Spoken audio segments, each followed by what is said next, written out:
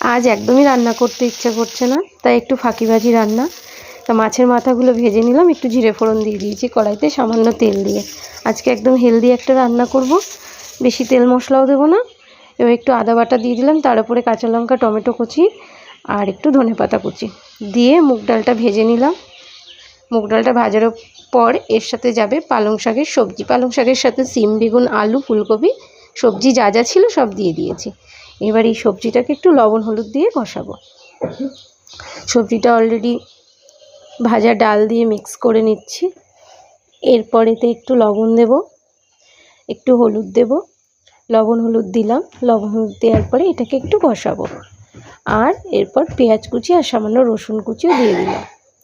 যেহেতু এখানে মাছের মাথাটা দেব, সেই জন্য পেঁয়াজ রসুন কুচিটা আমি অ্যাড করেছি। যদি এটা নিরামিষ রান্না করতাম তো মুগ ডালের পর আদা জিরে পর্যন্তই লিমিটেড থাকতো, এর সাথে পেঁয়াজ রসুন আর অ্যাড করতাম না। যেহেতু মাছের মাথাটা দেব সেই জন্য আমি পেঁয়াজ রসুন অ্যাড করেছি। কষানোর পরে একটু জল দিয়ে দিলাম। এবার এটাকে ফুটতে দেব। বেশ খানিকক্ষণ ফোটার পরে ডাঁটাগুলো সেদ্ধ হয়ে গেছে। এবার আমি এর মধ্যে মাছের মাথাটা দিয়ে দিলাম। মাছের মাথাটা একটু ডুবিয়ে দিচ্ছি, দিলে পরে মাছের মাথাটা ভালোভাবে সেদ্ধ হবে, ভেতরে লবণ মশলাও ঢুকবে। এরপরে সামান্য চিনি দিয়ে দিলাম। চিনি দেওয়ার পরে আর একটু ঠিক হলে এবার এটাকে নামিয়ে নেব।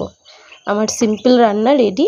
একদম একটা পুষ্টিকর খাবার, যার মধ্যে সমস্ত খাদ্যগুণ আছে, আর ফাঁকি মেরে রান্নাটাও হয়ে গেল।